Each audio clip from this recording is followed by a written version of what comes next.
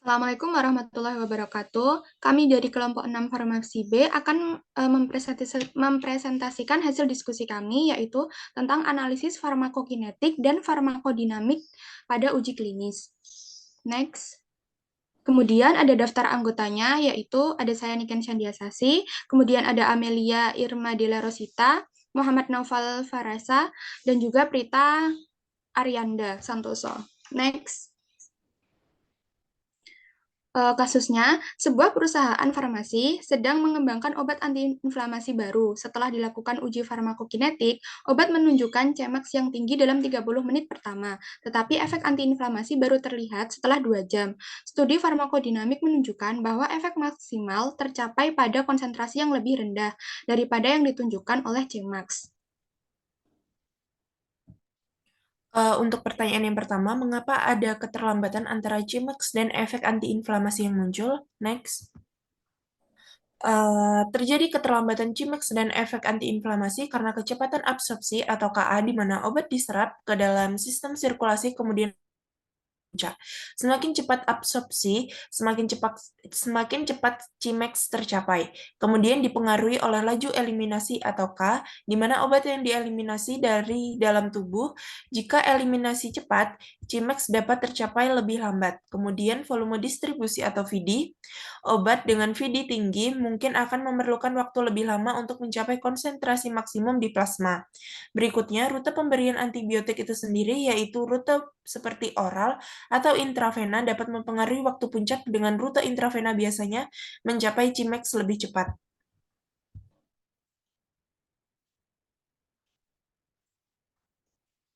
Pertanyaan yang kedua, berdasarkan studi FK dan FD, bagaimana cara menentukan dosis yang optimal untuk pengujian klinis? Jawabannya, untuk menentukan dosis optimal dalam pengujian klinis berdasarkan studi farmakokinetik dan farmakodinamik, beberapa langkah penting yang harus dilakukan. Dengan melakukan analisis farmakokinetik, yaitu dengan memahami profil absorpsi, distribusi, metabolisme, dan eliminasi obat antibiotik tersebut, menentukan bagaimana obat tersebut berinteraksi dengan tubuh. Kemudian dengan melihat bagaimana prinsip farmakodinamik dari obat antibiotik tersebut, mengintegrasikan apakah efek obat pada patogen atau target biologis termasuk hubungan antara konsentrasi obat dan respon terapeutik.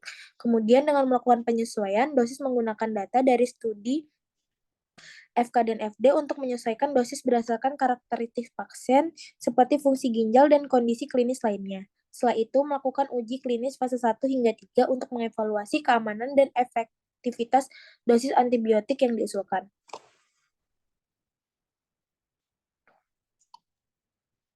Pertanyaan ketiga, berdasarkan studi farmakokinetik dan farmakodinamik, bagaimana cara menentukan dosis yang optimal untuk pengujian klinis? Menentukan dosis efektif dengan memahami bagaimana obat diserap, didistribusikan, dimetabolisme, dan dieliminasi, serta obat antibiotik tersebut pada patogen atau reseptor. Kemudian, dosis dapat disesuaikan untuk mencapai konsentrasi yang optimal di lokasi aksi. Kemudian, untuk meminimalkan efek samping dengan menggunakan data praklinik untuk memprediksi kadar obat dalam plasma yang memungkinkan untuk dilakukan penyesuaian dosis guna menghindari toksisitas. Kemudian dengan memonitoring penyesuaian dosis untuk evaluasi klinik dan pemantauan kadar obat dalam plasma yang memungkinkan penyesuaian dosis secara real-time berdasarkan respon pasien, memastikan efektivitas terapi obat antibiotik tersebut. Dengan pendekatan ini, regimen dosis dapat dirancang untuk mencapai hasil terapeutik yang optimal dan meminimalisir efek samping.